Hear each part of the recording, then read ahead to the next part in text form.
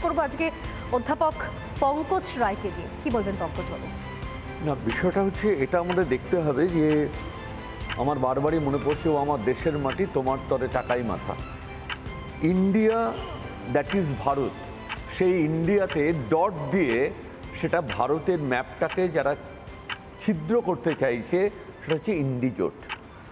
Operation পাহেলগাঁওর ২৬ জন নিরপরাধী মানুষকে ধর্মের ভিত্তিতে হত্যা করার পর যে রিটালিয়েশন ভারত করেছে, এলওসি ক্রস করে বালাকোট থেকে তাদের এয়ার বেসগুলো তারা ধ্বংস করে দিয়েছে। আমাদের লক্ষ্য পাকিস্তানের নাগরিক নয়, যে উগ্রপন্থা যারা মদত দেয় সেই সন্ত্রাসবাদীদের তাদের সমূলে বিনষ্ট করা হয়েছে এবং তাদের পাকিস্তান আর্মি, আমরা দেখেছি মাসুদ আজহারের যে পরিবার, তাকে ১৪ কোটি টাকা পাকিস্তান সরকার পরবর্তীকালে অনুদান দিয়েছে তার পরিবারের ক্ষতিগ্রস্ত হওয়ার জন্য।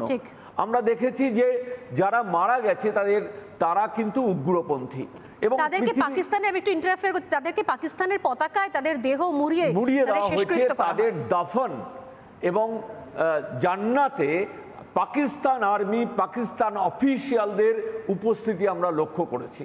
আমরা এটা লক্ষ্য করেছি, কিন্তু তার সত্ত্বেও যে ভারতবর্ষ যেমন একসময় অশোক তার ছেলে এবং মেয়েকে ভারতবর্ষের দূত হিসাবে পাঠিয়েছিল, সব দলের পক্ষ থেকে ভারতবর্ষ সারা পৃথিবীতে তার যে জিও পলিটিক্যাল সিচুয়েশন এবং আমরা যে সন্ত্রাসবাদকে জিরো টলারেন্স করি, তাতে যেমন শশী থারুর, কানিমোঝি বা অভিষেক বন্দ্যোপাধ্যায় বা বিজেপির শ্রমিক ভট্টাচার্য বা আসাদুল্লাহ ওয়েসি কেউ বাদ যায়নি। এবং যদি তাদের আন্তর্জাতিক মহলের যে স্টেটমেন্ট, যেমন কানিমোঝি বলেছে ভারতবর্ষের ল্যাঙ্গুয়েজ হচ্ছে ভারতবর্ষের বহুত্বতা, এই বহুত্ববাদকে সে প্রজেক্ট করেছে। শশী থারুর যিনি বারবার বলেছেন যে এই প্রথম ভারতবর্ষ ৪৭ সালের পরে এলওসি ক্রস করে সত্যিকারের সার্জিক্যাল স্ট্রাইক করতে পেরেছে। যদি আমরা দেখি অভিষেক বন্দ্যোপাধ্যায়, সে বলেছে ছবি কখনো মিথ্যে হতে পারে না এবং সেই কারণে আমি মনে করি রিটালিয়েশন দরকার, চরমতম শিক্ষা পাকিস্তানকে দেওয়া দরকার। কিন্তু তারপরে আমরা লক্ষ্য করলাম কেউ বলছে আগে চায়ের ব্যবসা করত, এখন সিঁদুরের ব্যবসা করছে, সিঁদুর তোলা। আমরা কিন্তু কাউকে বলিনি আপনি আগে দুধের ব্যবসা করে এখন চাকরি চুরির ব্যবসা করছেন, আমরা বলিনি।